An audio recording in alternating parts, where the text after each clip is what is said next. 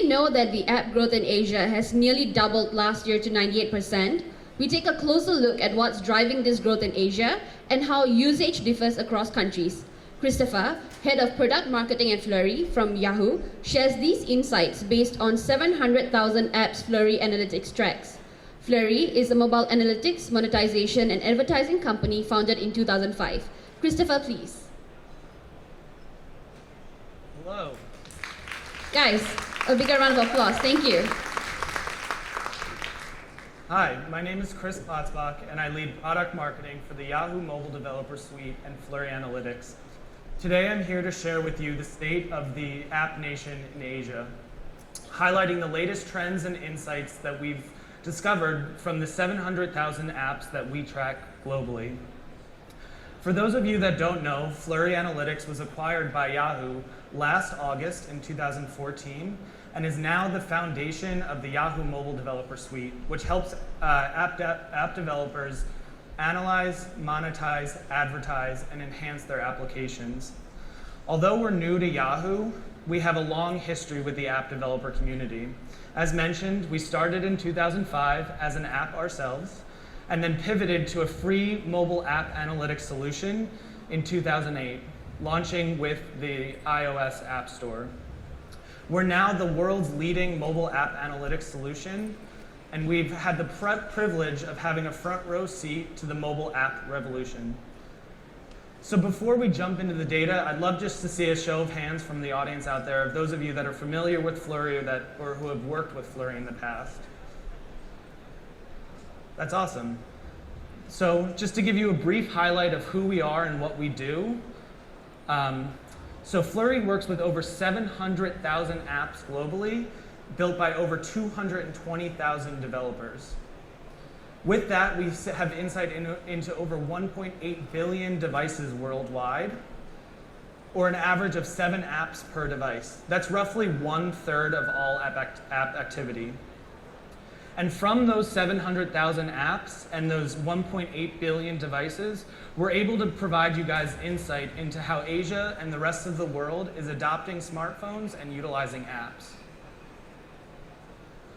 And so we've got Asia covered. And how do we have Asia covered? Well, we're going to provide you insights over the region, as well as highlighting certain specific countries such as South Korea, Taiwan, Singapore, Indonesia, China, among many others. And how do we do that? Well, in the region alone, we work with 36,000 companies who build close to 200,000 mobile applications.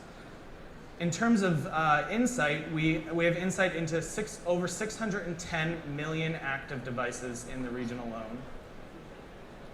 So let's just take a step back and look at the growth of mobile from the launch of the iOS store in 2008. What you see in the chart above is the sessions per month from 2008 until May of 2015. There's nothing but growth, that classic hockey stick curve up and to the right.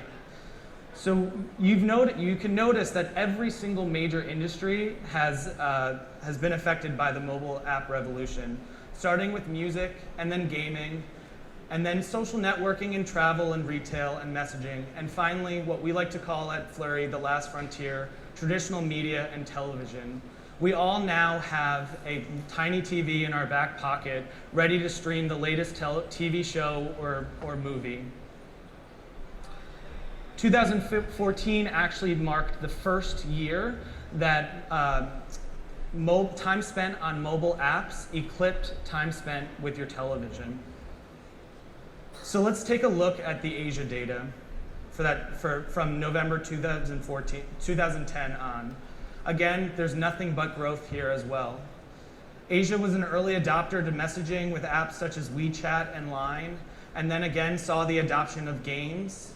And as smartphone use and smartphone apps diversify, we're starting to see different industries come into play, such as photography and shopping and utilities and personalization. We're really excited to see the growth of the apps Makeup Plus and Beauty Cam as they're exploding in the region here this year alone.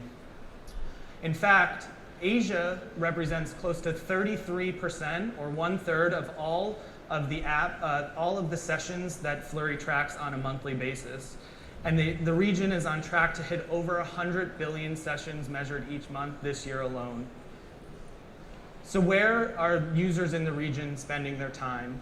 So when we looked at time spent of the apps that Flurry measures in the region, we see that 25% of all time spent is in gaming. That's no surprise.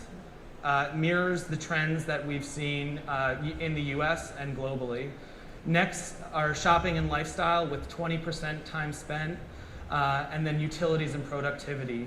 So that's an outlier here, or in comparison to the US, the folks in this region exceed that time, with people in the US only spending about 12% of their time in productivity apps. Fourth, we see messaging and social with 13%. When we break this data down by session, messaging and social is a huge driver of sessions and often in the lead. But in terms of time spent in Flurry apps, it appears as if users using messaging and social apps are just pulling up their phone, sending off a brief note, and closing out those apps. One thing that we noted is that Asia is an incredibly unique app market. So when broken down by gender and compared to the rest of the world, we analyzed category sessions. So the chart here is essentially showing the gender breakdown and how folks over-index as compared to users around the world.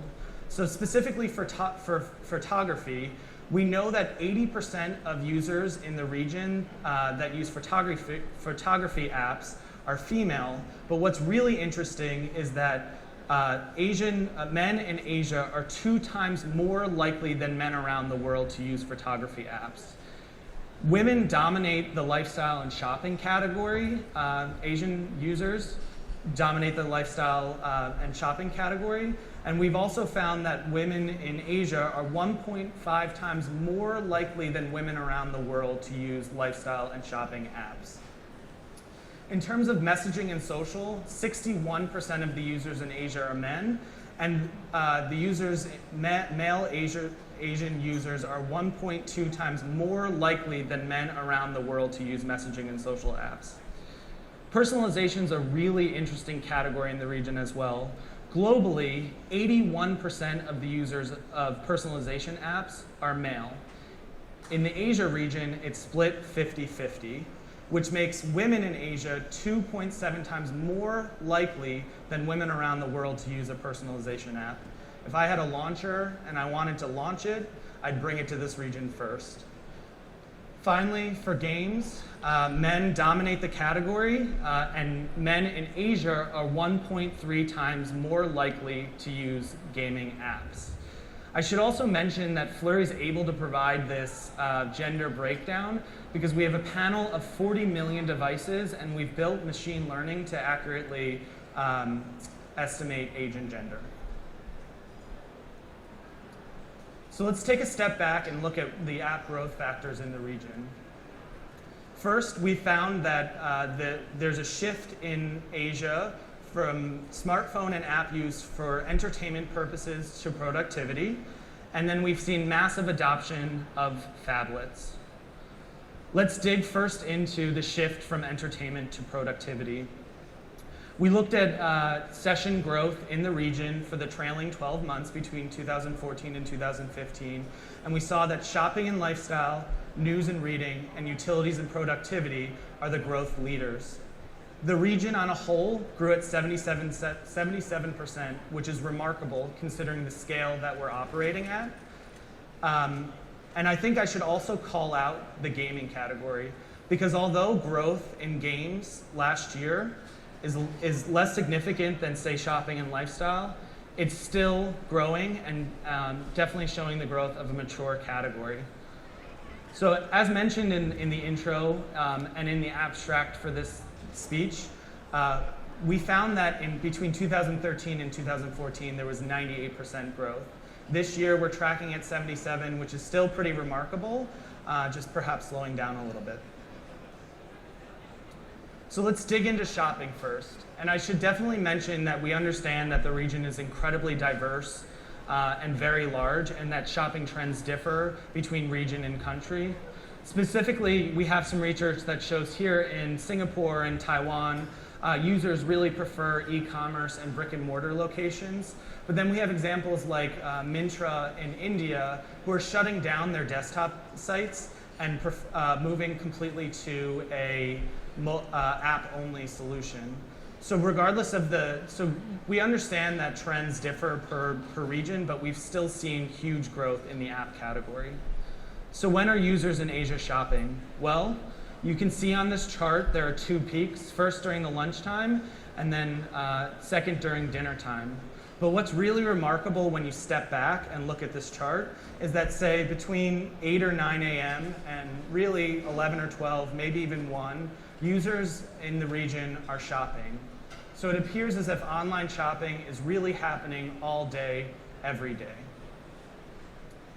We also wanted to call up US trends because we're seeing a lot of the same behavior there.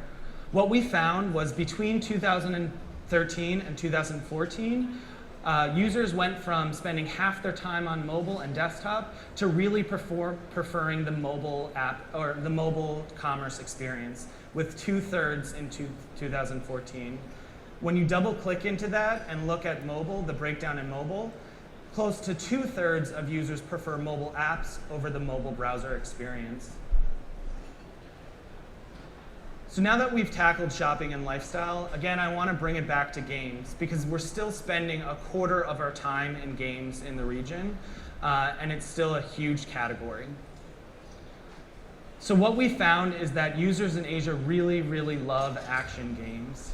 Specifically, if I were launching an action game, I would want to head right to South Korea because close to 50% of the gaming sessions in that country are spent in arcade and action games. Interestingly enough, cards and casino, the distribution among the countries displayed up here is pretty evenly distributed. Other interesting call-outs here are the casual gaming category and how folks in India really love that, and China being a hotbed for brain and puzzle games. So just to stress the importance of the mobile app economy, I wanted to pull up this chart. So the blue line here are App Store revenues from 2008 for the game category alone. The purple line is North America box office sales. Those lines crossed in 2013. And when you factor in that this chart doesn't even include Android data, it's very, very clear that we're spending a lot of money in games and a lot more money than the box office.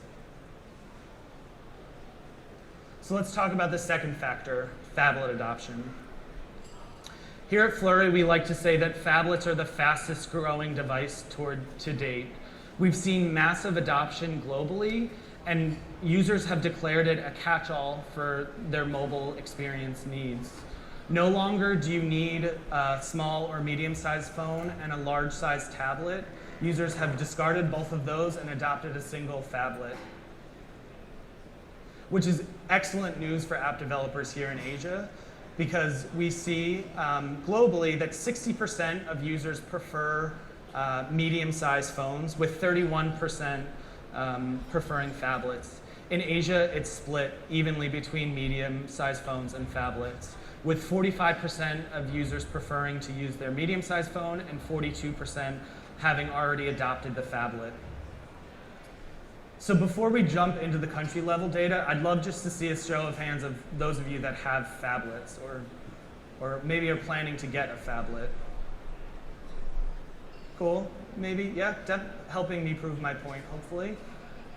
So what we see here is that between South Korea, Hong Kong, and Taiwan are really phablet lovers and are driving adoption in the region. The middle bar is the US, and we're just using it as a benchmark here. Interestingly enough, you can see that the folks in South Korea, Hong Kong, and Taiwan have also more or less ditched their full-size and small tablets. India, China, and Singapore are maybe a little bit late to the phablet game, but I'm really interested to see the data next year to see how the phablet revolution has continued to penetrate the market. Another great bit of news for app developers in the region is that phablet users engage in apps 80% more than the average smartphone user. Think about that. phablet users use their apps close to 2 times more than the average smartphone user. If I were an app developer in this community, I would be incredibly happy about that. Next, we wanted to understand the top categories that phablet users were engaging in, and it's starting to mirror the growth data that we discussed earlier. It appears as if it's actually substantiating our claim that there's a shift from entertainment to productivity. So in the utilities and productivity category and personalization category, phablet users engage in their apps 14% and 80% more respectively. In the lifestyle and shopping apps, phablet users are engaging 130% more. So it appears maybe that our phablet shoppers are driving the growth in that category.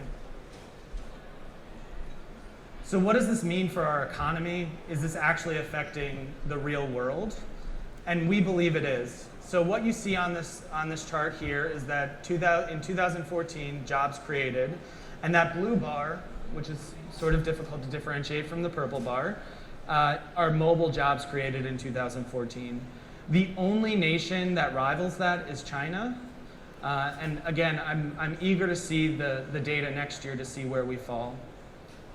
To bring it home a little bit even more, up here we have the 2014 mobile revenues compared to GDP by country. Mobile's 5th. The only Asian nation that is ahead of mobile is China. And if I were Germany, I would really be a little bit concerned because I think mobiles may eclipse their GDP next year. So we feel like this is really a revolution, and we're really excited to see where Asia is going to take us. We think that we're just getting started here and around the world.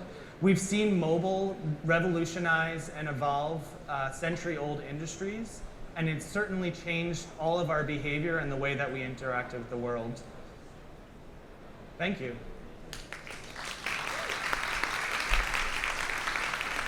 So we've got a couple minutes for questions if anybody has some.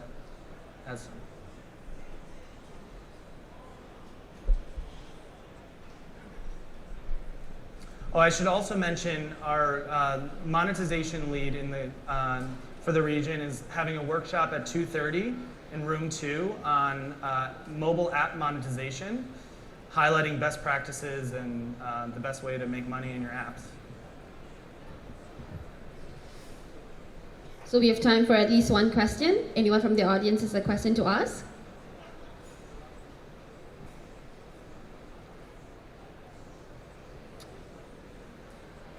All right. Thank you all. Thank you, Christopher.